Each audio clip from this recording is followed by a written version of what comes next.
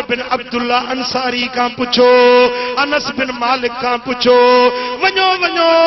मुझे फजाइल जे बारे में अब्दुल्ला बिन अब्बास का पुछो त मां हुसैन केर आया। मदीने जे गलियुनि में मुझो नानो मोहम्मद करीम मुखे कुल्हन ते खणी घुमाईंदो हुयो, मुखे पंहिंजी ज़बान चूसाईंदो हुयो, मुंहिंजा निरड़ चुमंदो हुयो, मुखे मुंहिंजा गल चुमंदो हुयो। उहो हुसैन आया जे नबी जो कलमो पढ़ो था, उन नबी जो मां नवासो आया। अज जेकॾहिं तव्हां मुंहिंजे खून में हथ रंगिया तव्हां वाहिदुल कहर जे अॻियां कहिड़ो जवाब ॾींदव? नाला वठी फरमायूं त भला ॾियो ख़बर तव्हांजो मूं ॾोह कहिड़ो कयो आहे। जे कंहिंजो मूं खून कयो हुजे त मूंखे ॿुधायो, मूंखे पलांद वठो। कंहिंजो माल मूं ते रहियल हुजे त ॿुधायो, कंहिंखे मूंखों तकलीफ़ पहुती हुजे त ॿुधायो। अरे मां त तव्हांजो मुहसिन ऐं ख़ैर ख़्वाह आहियां। तव्हांजी मूं ज़्यादती मूंखों कहिड़ी थी आहे जो तव्हां मुंहिंजे खून जा प्यासा बणिजी विया आहियो। जेॾी महिल इमाम हुसैन इहा तकरीर कई आहे त केतिरनि यज़ीदी लश्कर वारनि जे अखियुनि में ॻोढ़ा अची विया ऐं उन महिल शिमिर ऐं इब्ने साद चवण लगा तो हुसैन असां तुझी तकरीर ॿुधण न आया आहियूं, असां तोखे चऊं था त इब्ने ज़ियाद जी ॻाल्हि मञ, यज़ीद जी बेअत कर, जे न त मरण जे लाइ तयार थी वञ। इमाम हुसैन फरमायो त अल्लाह जी पनाह जो मां बातिल जे अॻियां झुकी पवां या नालायक माण्हू खे पंहिंजो अॻवान बणायां, इएं थी नथो सघे। मां सिर त कटाए सघां थो पर बातिल जे अॻियां झुकी नथो सघां।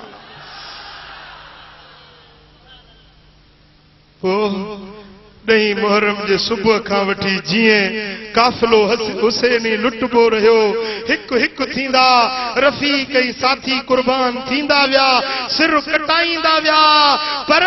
सोणे इमाम हुसैन जो साथ न छॾियऊं। मुंहिंजा दोस्तो तव्हांजो जॾहिं सभु रफ़ीक साथी भाइटिया भाणिज शहादत जो प्यालो पी विया, ओॾी महिल हाणे पाण अकेला बचा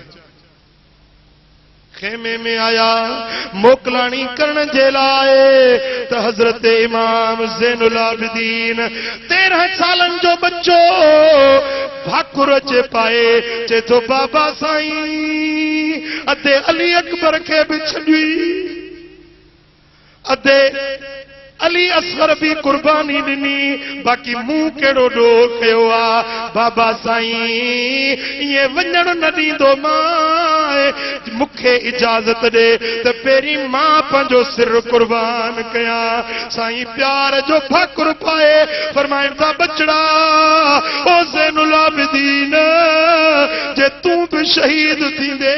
त हे पर्देदार बीबियुनि खे मदीने केरु वठी वेंदो? ओ मुंहिंजा बच्चा, मुंहिंजो नस्ल हुसैनी सैयद कीअं धरती ते हूंदा?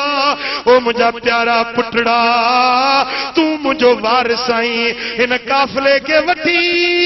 तोखे मदीने पहुचाइणो आहे। मुंहिंजा बचड़ा जॾहिं मदीने पाक ॾे पहुची मुंहिंजे नाने जे दरबार ते हाज़िर थी, मूं परदेसी हुसैन जा सलाम चइजाए। मुंहिंजी ख़ातूने अतहर जीजल अम्मा जे दरवाज़े ते मुंहिंजा सलाम अर्ज़ कजाए, चइजाए परदेसी हुसैन सलाम चयो आहे। मुसाफ़िर हलिया विया करे मोकलाणी, मुसाफ़िर हलिया विया करे मोकलाणी, प्यासा सैयद न पीताऊं पाणी। तरारुन ऐं तीरन जो बणियो निशानो, हुसैनन जी हुब में रुनो पाक नानो, हुसैनन जी हंज में कई असगर पुजाणी, हुसैनन जी हंज में कई असगर पुजाणी, प्यासा सैयद न पीता हूँ पानी। जो सल्लल्लाहु अलैहि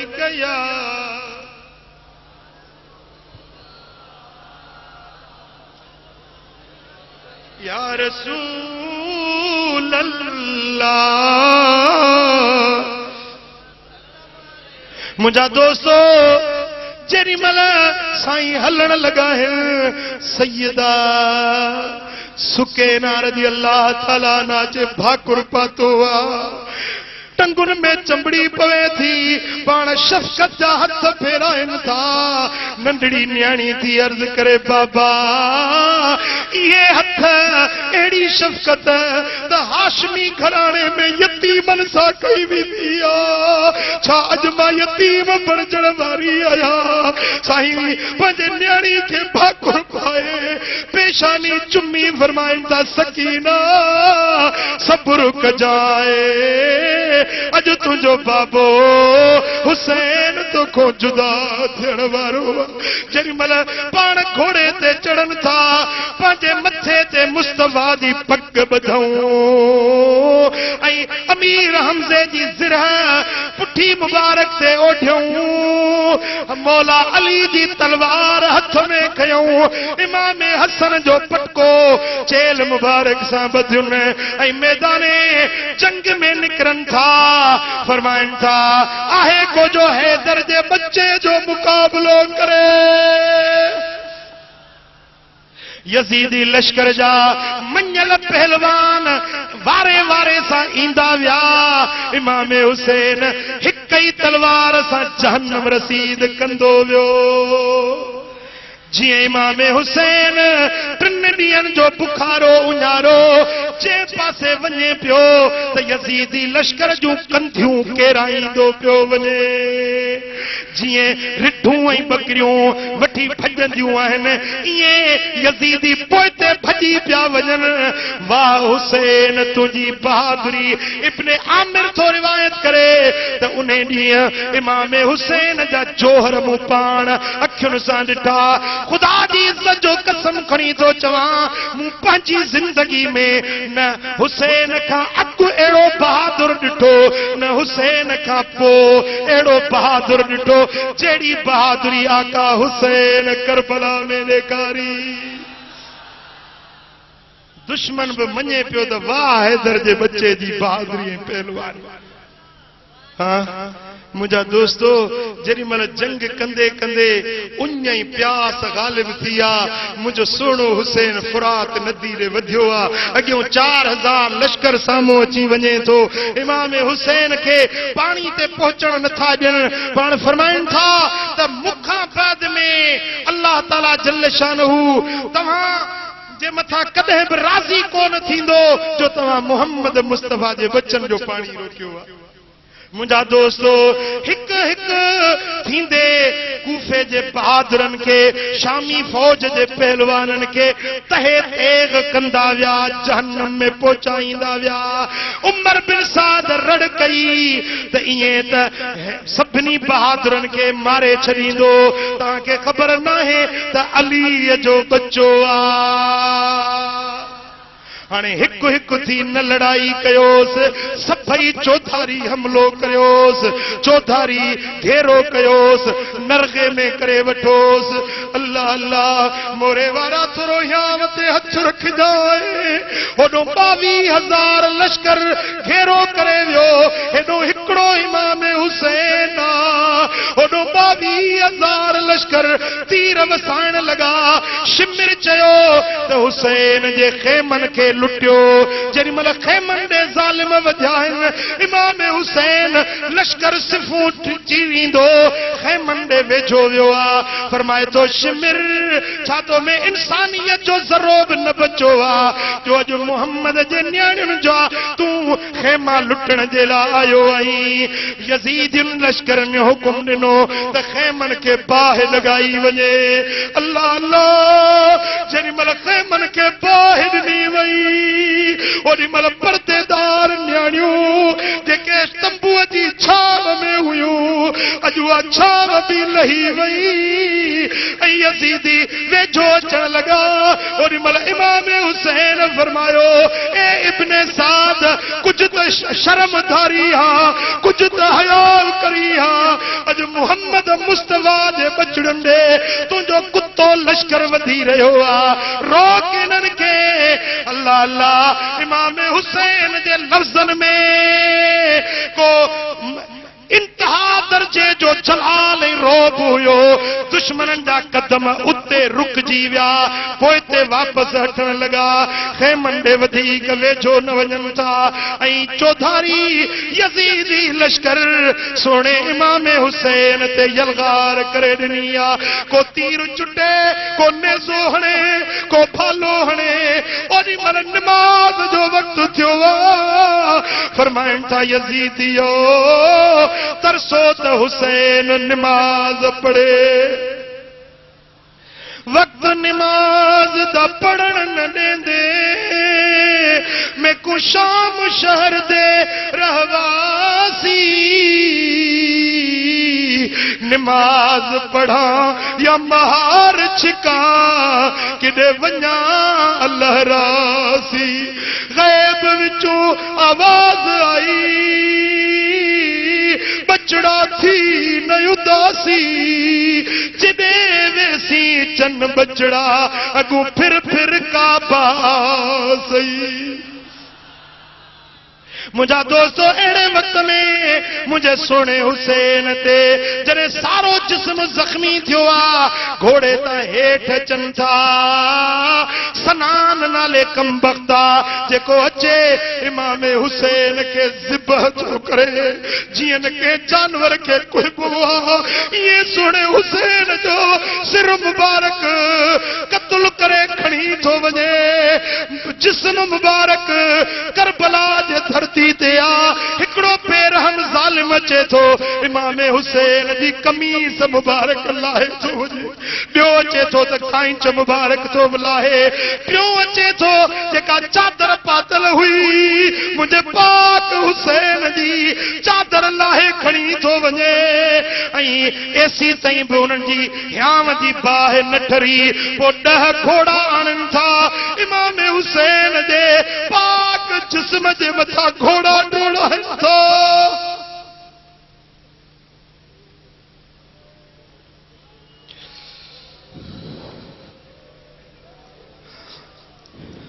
जे हुसैन जो रोण मदीने वारो मीर सही न सघंदो अजो न हुसैन जे पाक जिस्म ते जेॾी महिल घोड़ा डोड़ाया था वञनि ओॾी महिल अहल बैतन पाक बीबियुनि जे दिल ते छा गुज़रियो हूंदो मुझा दोस्तों जॾहिं इमाम हुसैन शहीद थी वञे थो सिर मुबारक खणी वञनि था त जाॾे सिर वञे पियो सफ़ेद रंग जा पखी हुया जेके इमाम हुसैन जे सिर जे मथां फिरनि पिया जेॾी महिल मुंहिंजे सोने हुसैन पाक के शहीद कयो वियो रिवायत में अचे थो ओॾी महिल आसमान गाढ़ो थी वियो सिज बेनूर थी वियो सिज ईअं सम्झो त शर्म खां मुंहुं लिकाए छॾियो शर्म खां पंहिंजी रोशनी खे ढके छॾियईं त अॼु हेॾो ज़ुल्म थी वियो जो पाक मुहम्मद जो बच्चो करबला में मज़लूम शहीद थी वियो मुंहिंजा दोस्तो रिवायत में अचे थो त करबला खां वठी शाम मुल्क ताईं जेको पत्थर खणनि त हेठों रत ताज़ो निकिरी पियो अचे ओ मुझा दोस्तो इमाम हुसैन जो सिर मुबारक खोली बिन यजीद नाले खबीस खणी घर आयो आ ज़ाल के तो चवे त ही लिकाए रख पुछेस थी छा लिक अल्लाह जेके अल्लाह के ईज़ाइन था जेके रसूलुल्लाह के ईज़ाइन था उन्हनि ते दुनिया में भी लानत आ उन्हनि ते आखिरत में भी लानत आ पोइ जन मुस्तफा जे बच्चन के ईज़ायो उन्हनि ते चओ त दुनिया आखिरत में लानत आ इमाम हुसैन जे कातिलन ते लानता इमाम हुसैन अहल बैतन जे दुश्मन जे मथा लानता लानहुमुल्लाह फिद दुनिया वल आखिरा रुगे दुनिया में न पर आखिरत में उन्हनि ते लानत ई फिटकार हूंदी वअद लहुम अज़ाबम मुहीना ऐं उन्हनि जे लाइ वॾो ज़िल्लत ऐं ख़्वारी वारो अज़ाब रब ठाहे तयार करे छॾियो आहे जन महबूब जे बच्चन खे ईज़ायो तकलीफ़ूं ॾिनियूं उहे कॾहिं बि नजात ऐं छोटकारो पाए न सघंदा अॼु बि यज़ीद जो हुसैन जे कातिलनि जे मथां लानत ई लानत मुझा दोस्तों उहे यज़ीदी टोले वारा अॼु बि ख़ारजी आहिनि जेके अहल बैतन जे शान खे शहीदनि जे शान खे न सुञाणण वारा अॼु बि चवंदा जे कुतो मरे त शहीद आहे ॿुधो अथव जे कुतो मरे ड्रोन हमले में त इहो बि शहीद आहे अरे शहीद जो मक़ाम किथे शहीद जो शान किथे शहीद जो दर्जो किथे ऐं तूं दहशतगर्दनि खे तूं शहीद थो सॾी दहशतगर्दनि खे ऐं जेके पाकिस्तान जा दुश्मन इस्लाम जा दुश्मन दीन जा दुश्मन आलमनि जा दुश्मन उन्हनि खे शहीद सॾण कहिड़ी शरीयत में आहे कहिड़े दीन में आहे असां चऊं था इहे बाग़ी ऐं लुटेरा ऐं दहशतगर्द आहिनि बाग़ी कॾहिं शहीद न थींदा आहिनि लुटेरा कॾहिं शहीद न थींदा आहिनि मुंहिंजा दोस्तो शहीद उहे आहिनि जेके हुसैन जा हुबदार हुसैन जे राह में पंहिंजो सिर कुर्बान कंदा आहिनि पोइ ॾियो ख़बर मोरे वारा हुसैनी रस्तो वणे थो या यज़ीदी जवाब ॾियो हुसैनी रस्तो वणे थो जंहिंखे हुसैनी रस्तो वणे थो सो अॼु वाइदो करे त इंशाअल्लाह निमाज़ पढ़बी निमाज रब जो फर्ज आहे मुझे सुहिणे हुसैन अहिड़े वक़्त में बि निमाज कोन छॾी हुई निमाज पढ़ो ज़िक्र कयो क़ुरान सां दिलि लायो चोरियूं न कयो नशा न कयो ग़रीबनि खे ईज़ायो न परावा नंग न तकियो ओदा सुन्नत ऐं शरीयत ते हलो इहो रस्तो हुसैनी आहे इन रस्ते जी पछाड़ी जन्नत जा बाग आहिनि जंहिं मुझे सोने हुसैन जी वाट ते के अपनायो आहे उन्हनि ते दुनिया में बि रहमत आख़िरत में बि जन्नत ऐं जन इमाम हुसैन जे तरीक़े खे छॾियो आहे दुनिया में बि ज़िल्लत ऐं आख़िरत में बि जहन्नम जो अज़ाब रब करीम शाल असां सभिनी खे मदीने वारे साईं जे बचड़नि सां सची मोहब्बत ऐं इश्क नसीब फरमाए अहल बैतन जे मोहब्बत में हयाती जा पसार वाला आलिही व सहबिही अजमाइन या अल्लाह इन सारी जमात राजी थी सभिनी जे दिलनि जो मुरादूं पूरियूं फरमा आमीन या अल्लाह इन सारे मजमे ते रहमतूं ऐं बरकतूं नाज़िल फरमा कर्ज वारनि जा कर्ज लाह बीमारनि खे शिफा नसीब कर दर्दमंदनि जा दर्द दूर कर आमीन या अल्लाह साइलनि जा सुवाल पूरा कर जन जन दुआउनि जे लाइ चयो आहे तन सभिनी जो मुरादूं पूरियूं कर या अल्लाह हजरत मौलाना गुल मोहम्मद साहब जिन के सेहत तंदुरुस्ती नसीब फरमा मुझा मौला उन्हनि खे सेहत आफियत आजला ऐं कामला नसीब फरमा या अल्लाह मौलाना नाले मिठे जे रूह मुबारक के वधीक रूहानी तरक्कियों ऐं दर्जात जी बुलंदी नसीब फरमा हिन महफिल के सजाइण में नंगर में जन भी हिस्सो रलायो आहे उन्हनि खे शाद ऐं आबाद कजाए उन्हनि जे रिज़्क़ रोज़ी में इज़्ज़त दीन ऐं माल में बरकतूं अता कर अहल बैतन जे हुबदारनि खे दुनिया आख़िरत में शाद ऐं आबाद रखजा मौलाए करीम हिन सारे मजमे जे मथां पंहिंजी बाज फरमा या अल्लाह असांजा हथड़ा खाली न मोटा जेकी दिल में उमेदूं खणी आया आहिनि सभिनी जे दिलनि जूं तमन्नाऊं पूरियूं फरमा पंहिंजे हबीब जे सदके हिन पूरे मजमे जे मथां पंहिंजूं रहमतूं ऐं बरकतूं नाज़िल कर मोरे खे अमन ऐं सुकून वारो शहर बना मोरे जे गली गली ते पंहिंजूं रहमतूं नाज़िल फरमा या अल्लाह पंहिंजे हबीब जे सदके हुज़ूर जी सारी उम्मत ते राज़ी थी असांजे प्यारे वतन पाकिस्तान जी हिफ़ाज़त फरमा अंदरूनी बैरूनी ख़तरनि खां असांजी पाक धरती जी तूं हिफ़ाज़त फरमा करीम रब हुजूर जा उम्मती जिते रहन था उन्हनि खे शाद ऐं आबाद कर या अल्लाह मिस्र जे मुसलमाननि जी मदद कर शाम जे मुसलमाननि जी मदद कर फलस्तीन ऐं कश्मीर जे मुसलमाननि जी मदद कर महबूब जा उम्मती जिते बि तकलीफ़ुनि में आहिनि उन्हनि जी तूं मदद ऐं नुसरत फरमा बर्मा जे मज़लूम मुसलमाननि जी तूं मदद फरमा करीम रब जेके हुजूर जा उम्मती बीमार आहिनि उनखे शिफ़ा ॾे जेके फौत थी विया उन्हनि जे क़ब्रुनि खे जन्नत जो बाग़ीचो बना या अल्लाह हिन सुन्नियत जे मरकज ताज मस्जिद के क़यामत ताईं आबाद रखजा ही मुहम्मदी महफिलूं कायम ऐं दाइम रखजा इन्नल्लाह व मलाइकतहू युसल्लूना अलन नबी या अय्युहल्लज़ीना आमनू सल्लू अलैहि व सल्लिमू तस्लीमा अल्लाहुम्मा सल्लि व सल्लिम व बारिक अला हबीबिना मुहम्मद। साईं जन नमाज पढ़ाईंदा बराए मेहरबानी से उठायो।